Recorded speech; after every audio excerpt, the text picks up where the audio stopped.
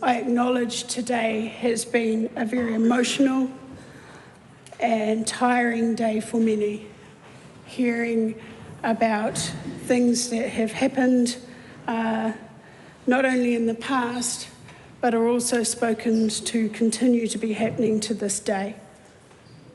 Mr. Speaker, I was given an incredible opportunity in my life to stand in this House and be as much of a positive role model as I possibly can for a generation or generations of children who have felt the harm of the system. And I hope that this little bit of action today will show that we are serious in starting the conversation around what is next. Because an apology is one thing, but what is next is what's important. That we actually deliver real change in the space of keeping our children safe.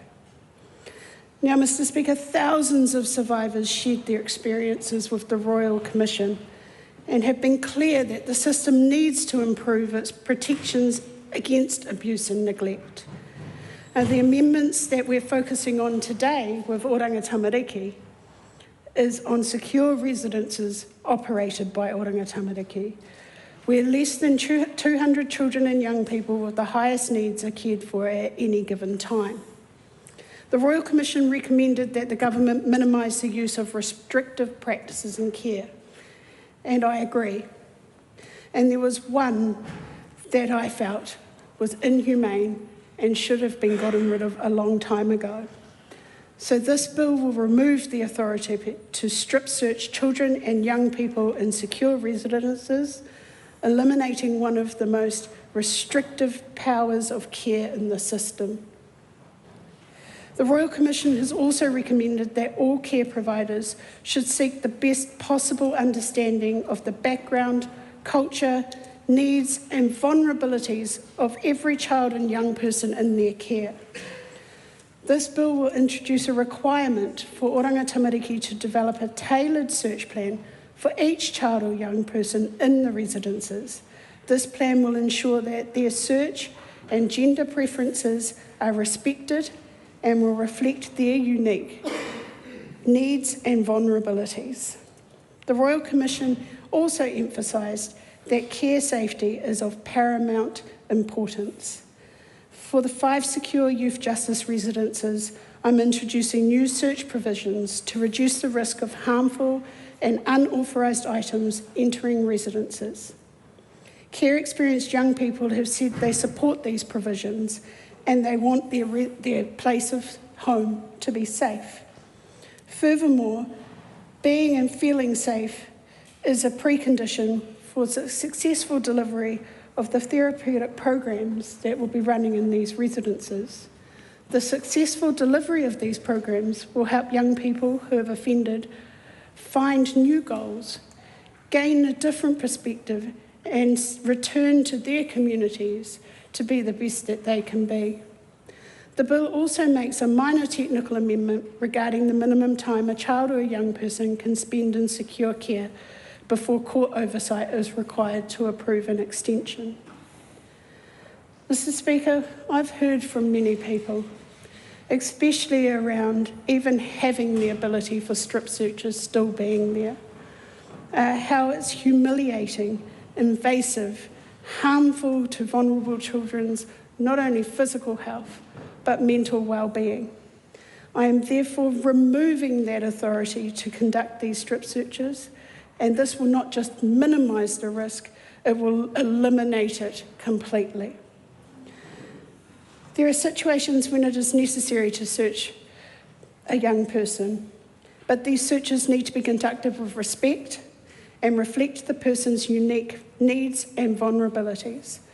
I'm proposing 2 amendments to better respect the child or the young person being searched, and these amendments align with Recommendation 78 made by the Royal Commission, which is about recognising the needs and vulnerabilities of every child or young person in the care system. The first amendment will remove the requirement for pat-down searches to be undertaken by staff members of the same sex as the child. This requirement does not respect the LGBTQIA+ community and leaves staff relying on discretion when conducting searches. There will be safeguards around these preferences where there are clear risks from a preference to be searched by the person of an opposite sex. Staff members may be able to overrule the preference, but must put other safety mitigations in place if possible. The Second Amendment requires a search plan to be made for each child or young person in the residence that identifies their needs and preferences for how they are searched and by whom. This includes recognising the histories of trauma, Mr. Speaker, and other conditions that could negatively impact how that search is experienced.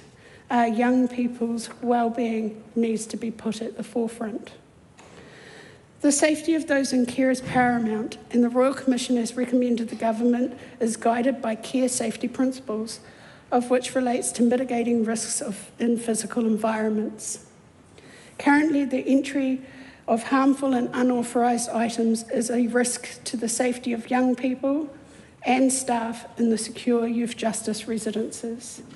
In the 6 months to February 2024, 390 unauthorised items were found in one secure youth justice residence alone.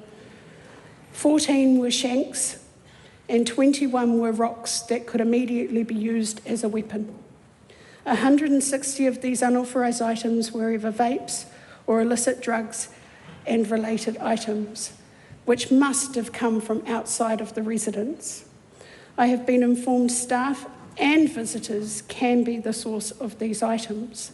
Care experienced young people have shared their concerns about the current environment in residences and the ability to keep young people safe. To reduce the risk of harmful and unauthorised items entering secure youth residences, the bill will enable searches of everyone entering the residence, including young people, visitors, staff, and contractors. They will allow for the use of imaging technology scanners and more clearly define the list of harmful and unauthorised items. In general, Voice Whakaronga Mai, an advocacy group for care experienced young people, supports the extension of search powers and said the priority needs to be given to ensuring that adequate technology such as body imaging scanners are available and used to minimise the use of hands-on searches. The Oranga Tamariki Youth Advisory Group are also in favour of the standardised searches, which were not too punitive. In the words of one advisory group member, all searches should be required for anyone. This is a health and safety for everyone. I acknowledge the new search provisions may be viewed as going against the Royal Commission's recommendations to minimise and ultimately eliminate institutional practices. Moving to models of care that avoid institutional environments would take significant time to achieve and cannot be addressed through these amendments. But I expect the overall impact of these changes to be a reduction in the intrusive search practices, given the Act already enables young people to be searched within the residence. Enabling a scanner search each time they enter is a relatively small change, but one that's expected to greatly improve the safety and well-being of young people in the residence.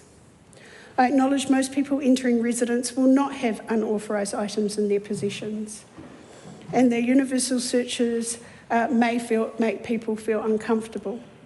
However, we need to balance this against the severe harm that could occur if these items continue to be brought into residence. I acknowledge some family may be put off from visiting residences due to the possibility of being searched, but the greater safety for everyone is likely to mean that some other whānau may feel safer to visit. To support visitors and help prevent the loss of connection for young people that the Royal Commission highlighted, Oranga Tamariki will advise them that searches occur to detect these items, what those items are, and the consequences if found.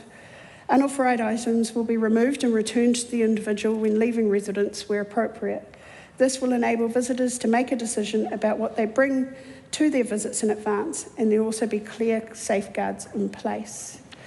Mr. Speaker, there's also around clarifying the maximum time a child or young person should spend in secure care. Currently, the bill has two meanings for that. One time frame is 72 hours, which begins counting when the child or young person is first placed in secure care, and the other time frame is no more than 3 days. This amendment will clarify so that a young person will not spend longer than counting the 3 days.